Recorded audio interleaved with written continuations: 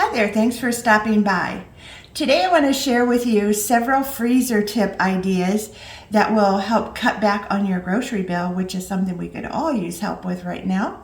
And it will help make your mealtime prep go a lot quicker and you'll have a lot less food waste. So if you're not sure if you can freeze something, all you have to do is to walk in the grocery store down the freezer aisles and see all the things that they freeze.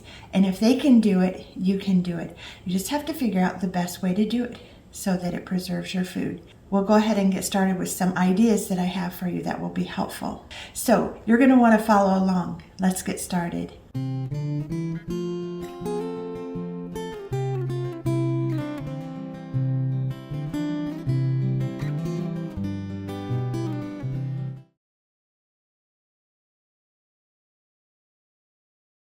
Okay, the first thing that we're going to do is to get some frozen chicken.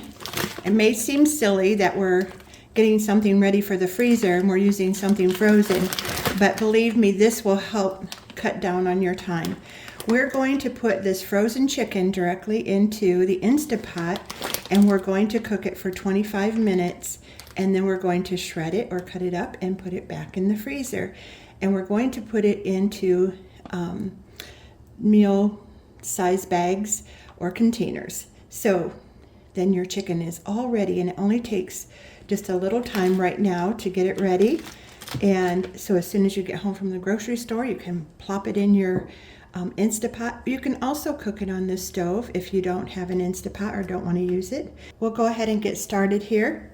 First of all, we'll put in our 1 cup of water. This is a 3-pound bag. And we're going to go ahead and put the whole bag in. Okay, I'm not going to season it because I'm not sure yet what I'm going to use it for. If you'd like to season it with salt and pepper or whatever, go ahead, but I'm not going to this time. Then I will put the lid on. Make sure it's on sealing. Then I have this wonderful little gadget, so when it's ready to let the steam out, I just turn it sideways so it doesn't go up onto the cabinets and ruin the cabinets. It's on sealing, and now I'm going to do manual, and I'll move it up to 25 minutes. And then we'll just walk away and let it do its thing and come back when it's done. Our chicken is done, so I'll turn it off, and then I will turn this. That noise lets me know that the little pressure thing is completely down, so that means all the steam is out. So now I can safely open the lid. And again, just open it away from myself, and then we'll come in and see what that looks like. Now we will take it out and shred it up. See all this broth that's in there? There's probably 3 cups of broth. That is not going to go to waste either. I'm going to let it cool, and then I will run it through a sieve and remove all the particles out of it, and I'm going to stick that in the freezer as well. So don't waste your broth.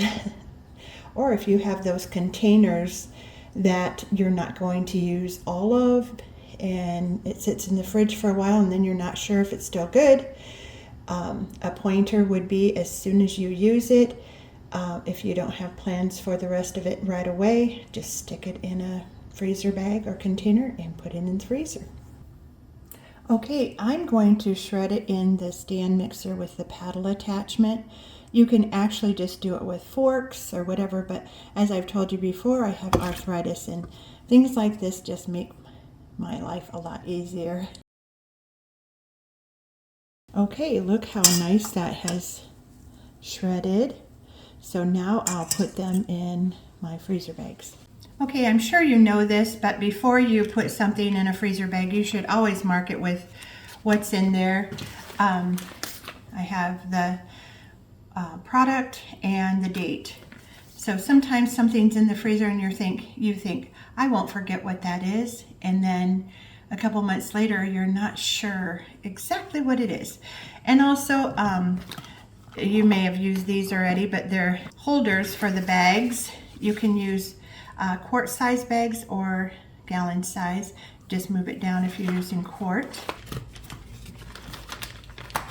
They hold it in place and make it a lot easier to fill. You don't have to have something like this. You can actually put the bag in a large bowl or something and just fold the sides of the bag over and fill, or you can just set it on the counter, whatever makes it easiest for you. But if you're interested in these, I have them linked down below. I also have this little gadget linked below. So now I'm going to fill each one of these. I'm going to do like 1.5 pounds in each one. And it's important to make sure that your meat or product is cool before you put it in the freezer bags. Mine is still a little bit warm. As you can see, it's steaming a little bit, so I won't completely seal the bag until it's cool. So I'm just kind of dividing between the two here. What you want to do is just decide what recipe you might use it for, like if you want 1 pound containers or 2 pound, 1.5, whatever. Then like I said, I'm not going to put these in the freezer yet, but I just want to show you how important it is to completely seal it. So just seal it most of the way and remove all the air and then finish sealing it, which is nice because then you can also flatten it just as flat as you'd like. Fold it over or whatever works best for you. So, and then it's ready for the freezer. But I need to let this cool a little bit. Now we'll move on to the next idea. Okay, our next tip is to make rice. Freezes well. You can make it in a rice cooker, you can make it on the stove, but I find the easiest way is to stick it in the Instant Pot. So I'm going to put in 2 cups of rice, 1.25 cup of water or broth for each cup. Then I will put the lid on, make sure it's on sealing, put my little helper on, and then I'll go to manual and go ahead and drop it down to 7 minutes. And then we will let that go. When the rice comes out and cools and we put it in the freezer, you can thaw it in the microwave or on the stove top. You may need to add a little bit of water when you're reheating it. And if you thaw it on the counter at room temperature, do not leave it out for longer than an hour because rice is susceptible to bacteria at room temperatures for extended periods of time. So it's very safe to freeze and thaw, but just be cautious about how you do it. So we'll let that finish up and then put it in the freezer. Okay, our rice is done and we will release the steam. Yummy rice. So now I'll let it cool and then I'll put it in the freezer bags. Okay, our rice is ready to put in the containers, and I'm going to divide the 2 cups of rice into 3 containers for just my husband and I. We don't eat that much.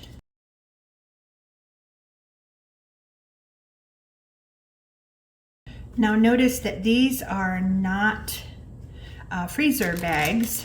That's because there's small portions, and I'm going to go ahead and put them in a freezer bag. I'm just going to put them all in here. Remove all the air, and then I will flatten them. And then I'll put them all in here. And then I'm not going to mark this bag because then I can reuse it. Okay.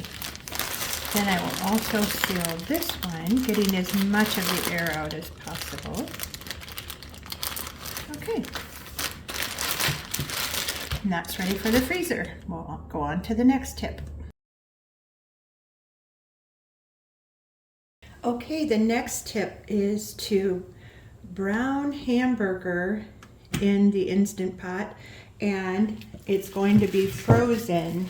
And the whole idea for doing this one is to be able to go ahead and cook it quickly and then chop it up so that it's all ready for tacos or chili or spaghetti or whatever. whatever you like to use hamburger for. So let me go ahead and put this trivet in the bottom, and I'll put 1.5 cups of water. And then I have 3, they're just a little over a pound, about 1.25 pounds, 3 of these, putting them on the trivet. And then I will set the Instant Pot for 25 minutes. Okay, then I will put the lid on and make sure it's on sealing. And then I'll put our little gadget on and we'll let that cook. Okay, our hamburger is done and I drained off all the liquid. So now I'll just remove the trivet, and then I will, with my chopper here. And as you notice, I didn't season the hamburger either. Same thing with the chicken. I don't know yet what I'm going to use it for, so I'll wait and season it when I'm ready to cook it. So I'll let it cool for a little bit and put it in my freezer bags. Okay, we'll put our hamburger in the bags, and I'm going to use quart bags because I'm just doing 1 pound increments. So, and then I'll put it in a bag that is a freezer bag. These are not freezer bags, and so just like I did with the rice. And then I have the date on there, and that they're each about 1 pound of hamburger. So let me go ahead and fill these up.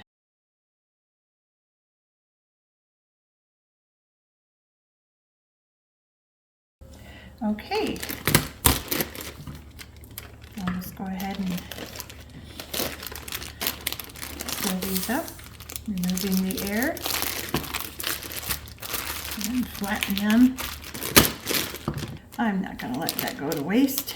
It's a clean counter.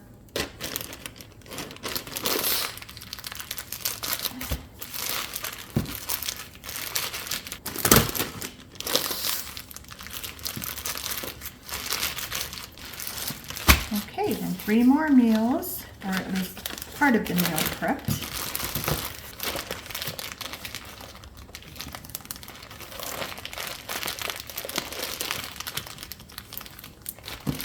Okay, it's going into the freezer.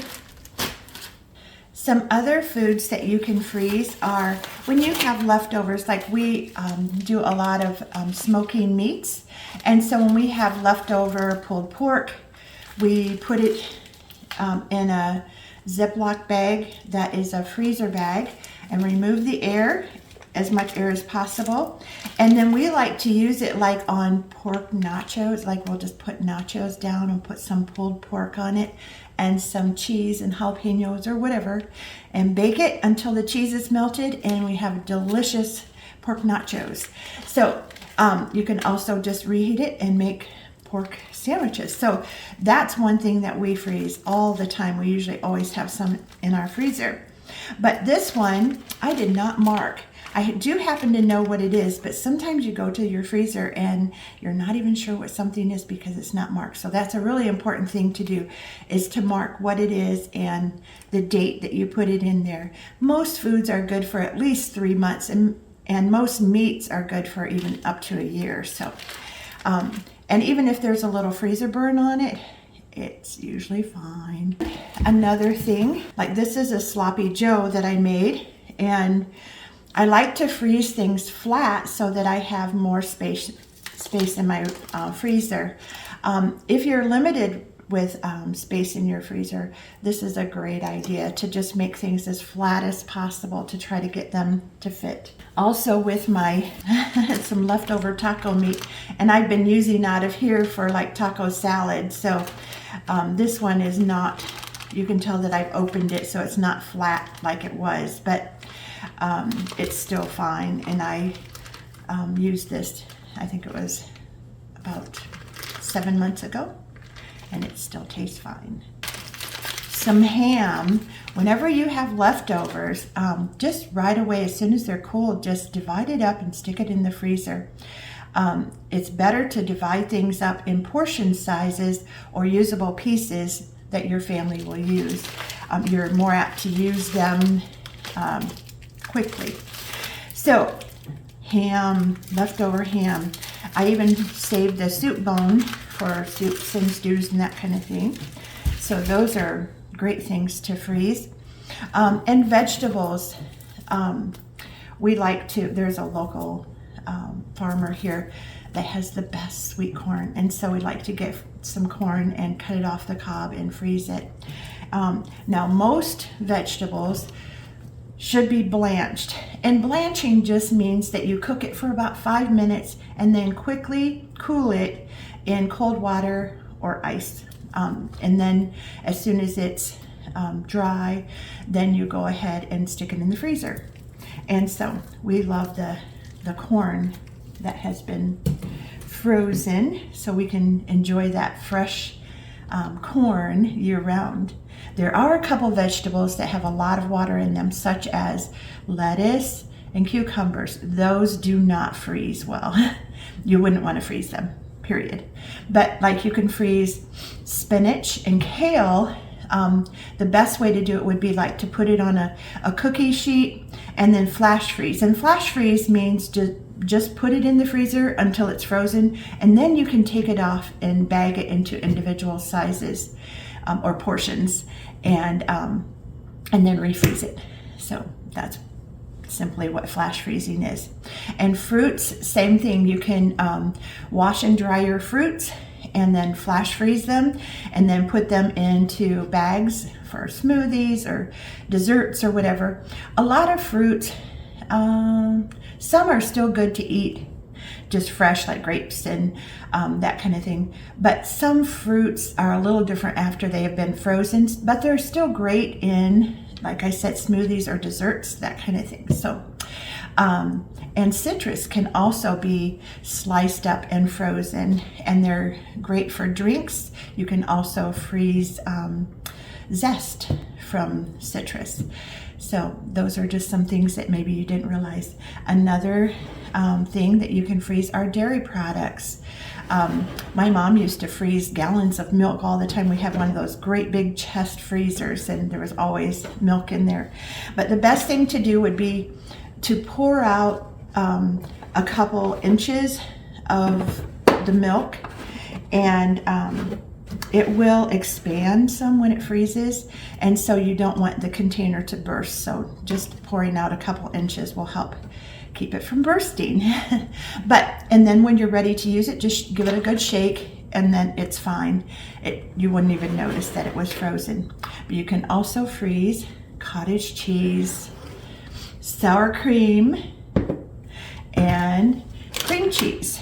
And they also will have a different texture after they've been frozen, but they're still great for baking and cooking. So if you have extra, and you notice that the date is getting close to expiration, stick it in the freezer. Don't waste it. But a lot of times our grocery bills are higher because we have a lot of food waste. And so don't waste those things. Right away, stick them in the freezer to preserve them even longer. But one of my favorite things to freeze is butter and cheese. We've been doing that for years.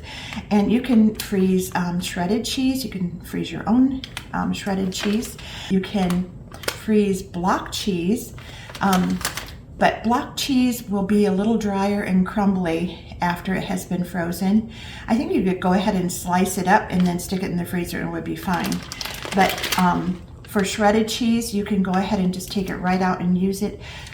It's going to be pretty hard, so I usually just let it thaw and then stick it in my salads or soups or whatever. Another food that freezes very well are nuts and seeds. And I like to keep these in my freezer, and then when I need them, I just go ahead and pull out what I need and stick them right back in the freezer. They're going to keep for a lot longer. Sometimes nuts or seeds will go rancid if they're left in your cupboard for a long period of time, and they have a really funky taste. So yeah, just stick them in the freezer, then you don't have to ever throw them out. And another thing is in the holidays, I like to have these pie crusts available. I make my own pie crust usually, but there are times when I don't have time or whatever, so I just pull those out, let them thaw a little bit, and then have a ready-made pie crust. I also like to freeze cookie dough.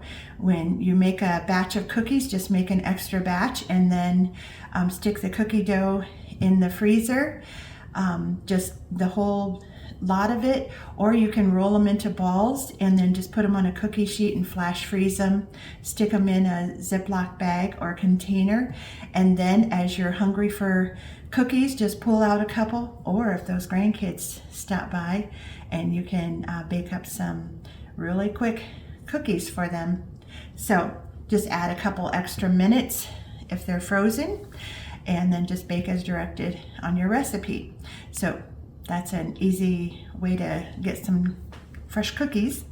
Another thing that we freeze that we often have in our freezer are bananas. When they start looking like this, I think they're best, but my husband doesn't even want to have anything to do with them. So I just stick them in the freezer like this, just a whole banana.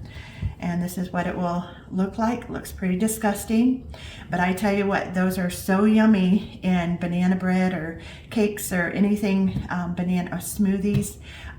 So that's what I do with my bananas, so that you don't have any waste.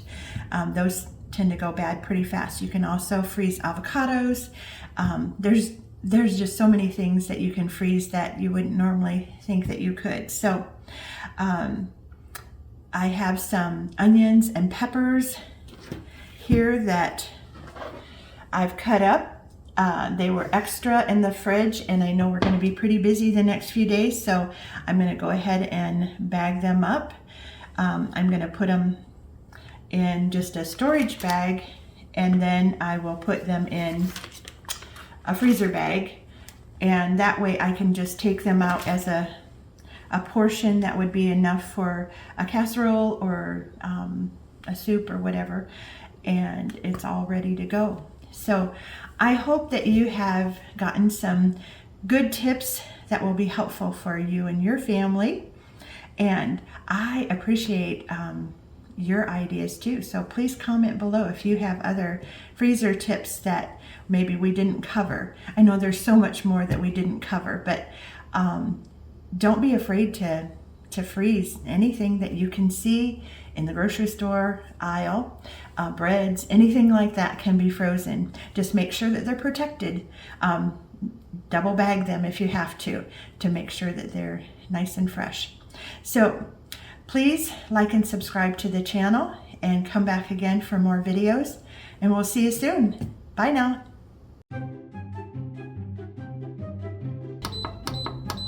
So we'll go ahead and lock that.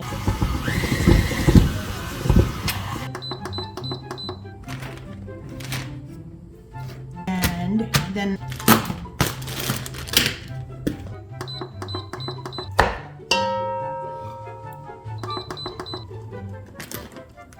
I'm making a royal mess here.